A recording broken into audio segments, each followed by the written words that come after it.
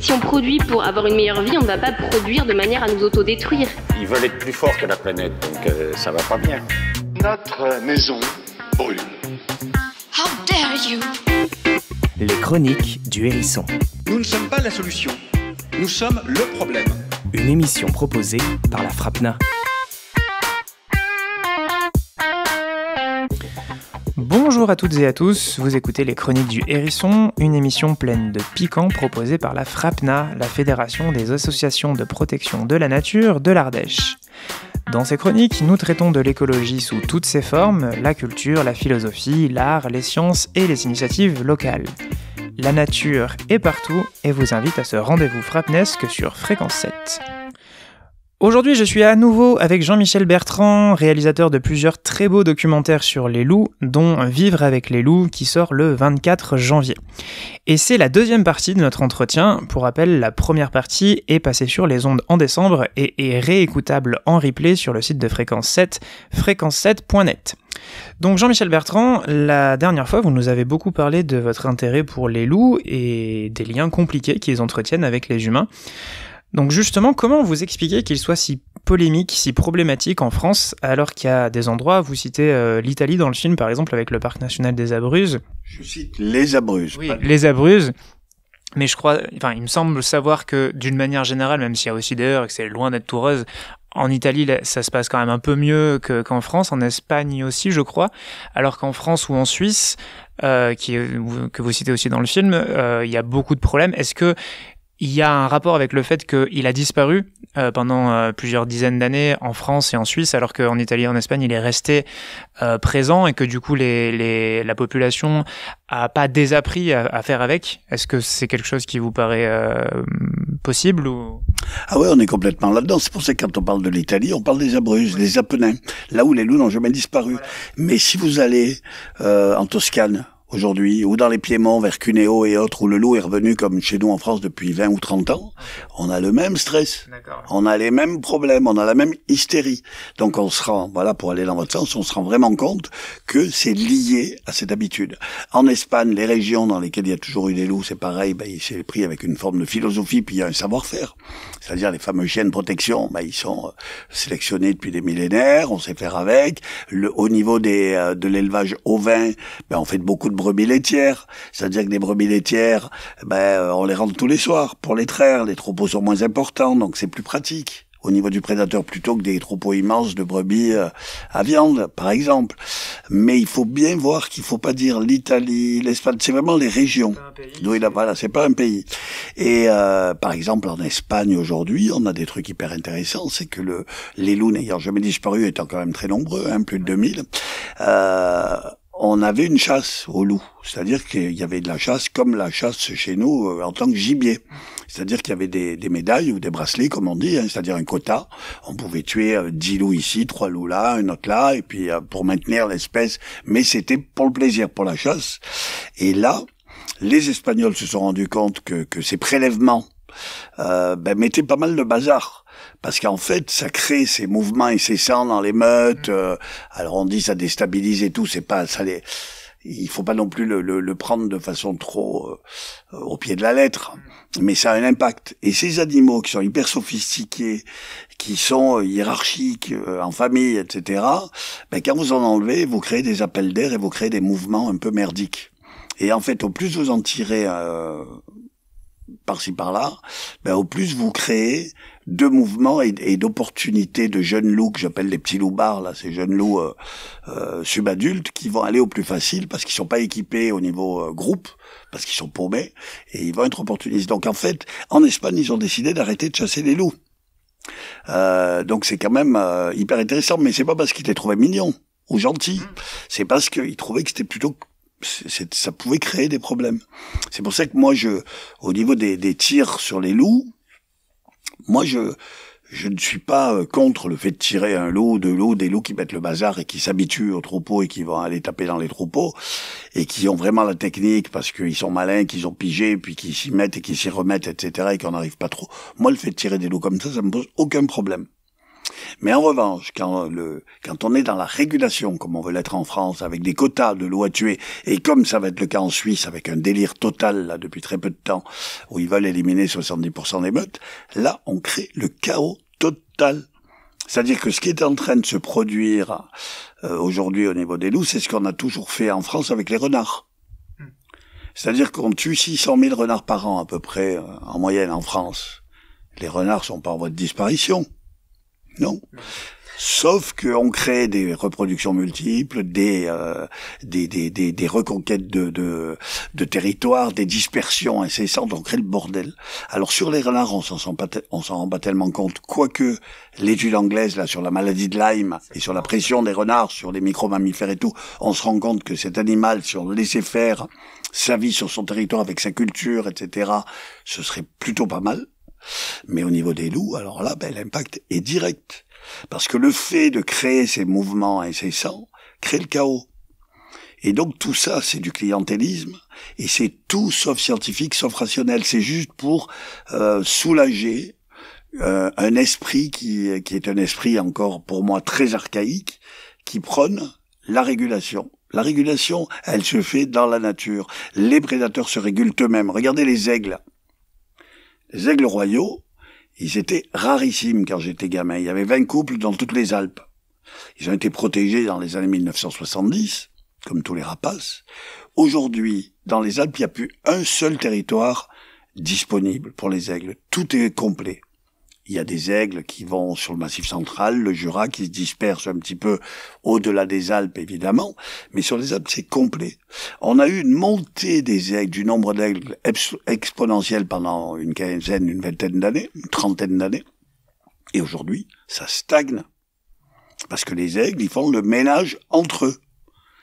Mais vu que les aigles, ils emmerdent plus personne, alors avant, soi-disant, ils enlevaient les enfants, enfin voilà, il y a eu des histoires de délire, que moi j'ai eu des coupures de presse, des aigles qui attaquent le facteur, qui s'est défendu courageusement, un héros, enfin des trucs débiles qu'il y avait à fin 19e, début 20e.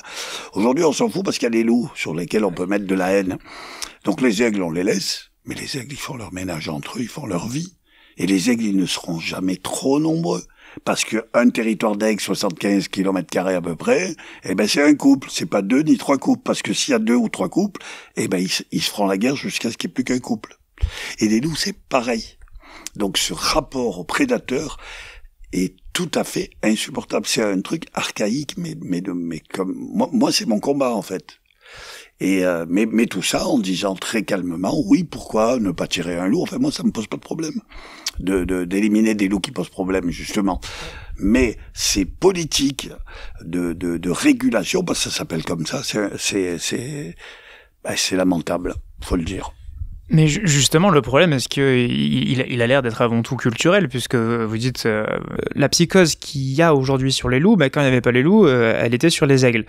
On la voit aussi pour les renards. Il y a une méconnaissance totale de ce qu'apportent ces animaux dans leur milieu, et pas que des prédateurs d'ailleurs, il y a aussi beaucoup de problèmes avec certains herbivores qui entrent en conflit avec les intérêts humains. Donc ces animaux, en plus de leur rôle au sein de l'écosystème et de la biodiversité, nous rendent service, sans qu'on s'en rende compte. Alors, bien sûr, c'est un plus, c'est un bonus, c'est évidemment pas juste pour ça qu'il faut pas les exterminer, mais vous citiez les renards, par exemple, et les différentes études récentes qui démontrent que le renard, donc pour ceux qui connaissent pas ces études, elles démontrent que en chassant, en exerçant une pression sur les micro-mammifères, sur les rongeurs, qui peuvent être porteurs de tiques, elles-mêmes porteuses de la maladie de Lyme, en fait, le renard est une arme puissante contre cette maladie, à partir du moment où on le laisse tranquille. Donc on a des animaux qui non seulement sont essentiels pour l'équilibre des écosystèmes, mais en plus nous rendent service à nous, humains. Et on s'en rend même pas compte. Est-ce qu'à la base de tous les problèmes, il n'y a pas cette différenciation qu'on a fait et qu'on continue à faire entre l'humain d'un côté et ce qu'on appelle la nature de l'autre ? À vouloir ériger une frontière parfois physique mais aussi métaphorique, oui, entre nous et le monde extérieur, entre nous et le reste du vivant. Ce qui fait que du coup, on n'arrive plus du tout à trouver les liens qu'on a qui nous unissent avec ce vivant, avec ce reste du vivant. On n'arrive plus à vivre avec lui, avec eux, avec les loups en l'occurrence, Donc vivre avec eux, ça comprend aussi, comme vous dites, les tirer quand ils se rapprochent trop près, qu'ils posent trop de problèmes. Est-ce que c'est ça? Est-ce que c'est culturel? Et dans ce cas-là, comment on fait pour la gagner, cette bataille culturelle? Moi, j'ai plus rien à dire. Vous avez tout dit. Voilà. Moi, j'ai plus rien à dire. C'est ce que je dis toujours. Voilà, c'est exactement ça. Mais cette bataille culturelle, il faut essayer d'aller d'en chercher les racines. Les racines, elles sont pas d'hier ni d'avant-hier. C'est vraiment cette culture judéo-chrétienne qui place l'humain au-dessus de tout. Et qui lui donne tout pouvoir, qui diabolise évidemment la nature et qui donne à l'humain tous les pouvoirs pour contrôler cette nature qui lui fait peur. En fait, c'est une histoire de trouillard au départ. C'est une peur. Et donc ça, c'est très difficile à faire évoluer parce que c'est quelque chose qu'on a en nous depuis des siècles et des siècles. Et c'est vraiment cette culture judéo-chrétienne, en général monothéiste, c'est toutes les mêmes à ce niveau-là, c'est-à-dire d'un humain surplombant et dominant la nature qui est la cause de tout. C'est-à-dire que moi, ce que j'ai toujours trouvé incroyable, c'est que l'humain est doué d'une intelligence, on va dire, et d'un potentiel incroyable pour fabriquer des choses, pour trouver des solutions pour la technologie. Je veux dire, c'est quand même fou ce qu'on est capable de faire, l'intelligence dont on fait preuve, la créativité dont on fait preuve. Enfin, moi, je trouve ça assez fabuleux. Mais au niveau de la coexistence avec nos voisins sur Terre, mais on est moins que rien. C'est-à-dire qu'on est complètement dans l'ignorance totale. C'est-à-dire qu'on a un pouvoir technologique, une vraie intelligence technique qui est, qui n'est plus à démontrer. Et là, on va sur la Lune, c'est monstrueux, c'est fabuleux, quelque part. Mais, au niveau tout bête de se rendre compte qu'un prédateur ne peut pas surpulluler, parce que sinon, il aurait plus de ressources et il disparaîtrait lui-même. On n'est même pas capable de comprendre ça, tellement qu'on est aliéné par des croyances religieuses, culturelles, et le combat, il est énorme. Et aujourd'hui, on voit bien tout le retour avec les Trump et avec les Bolsonaro et avec tous les populistes, etc. On le voit, le retour, l'Argentine récemment. On le voit, ce retour. Et c'est pour ça que là, moi, j'ose me positionner politiquement. J'ai été évidemment très déçu par des tas de personnel politique inconséquents, par une certaine gauche, par des écolos qui se déchirent et qui travaillent sur leur ego au lieu de travailler pour la planète et tout ça. Donc moi, je suis très déçu pour ça. Mais il y a une chose dont je suis certain, c'est que cette droite et droite extrême, c'est l'expression même de cet obscurantisme. À tout niveau, on le voit. Donc moi, là-dessus, je crois qu'il faut aussi faire très attention quand on va voter, même si on est déçu, même si on est dégoûté par un personnel politique apathique, peut-être corrompu et tout ce qu'on veut, mais cette droite extrême, et je dis même à partir du centre droit, un tout petit peu plus à droite, on est vraiment dans ce positionnement, c'est-à-dire climato-sceptique, on tape dans la caisse, on continue, et c'est fabuleux parce que ces animaux nous montrent, ces prédateurs, nous montrent de part, c'est pas eux qui nous le montrent, c'est pas leur intelligence, entre guillemets, qui va nous montrer ça. C'est leur biologie, leur vie, les équilibres biologiques, la nature nous montre qu'ils arrivent justement à vivre en préservant la ressource. Et nous, on est là, à diaboliser ces prédateurs, à vouloir les détruire, enfin nous, une partie de la population. Et en même temps, on se rend pas compte qu'on est en train de tous cramer sur Terre. Et on est en train de se bagarrer entre la ville, la campagne, enfin je mélange tout, mais c'est tout à fait ça, cette ruralité, soi-disant de bon sens, qui est tout à fait toxique. Moi, je suis rural, je suis né dans les Hautes-Alpes, j'ai toujours vécu dans mon bled, mais je veux dire, je sais très bien que les 3/4 des habitants qui vivent en ville, ils viennent de la campagne, et à l'époque où on est en train de tout massacrer, c'est quand même incroyable de faire de cette pseudo-ruralité un combat contre les soi-disant urbains. Enfin, je trouve ça dingue. Et c'est tout ça, eh bien, c'est quand même sur l'échiquier politique tel qu'on le connaît, c'est quand même toujours les mêmes. Et ça, moi, j'ai envie de le dire, de me positionner là-dessus, même, et je le répète, si je suis très déçu par tout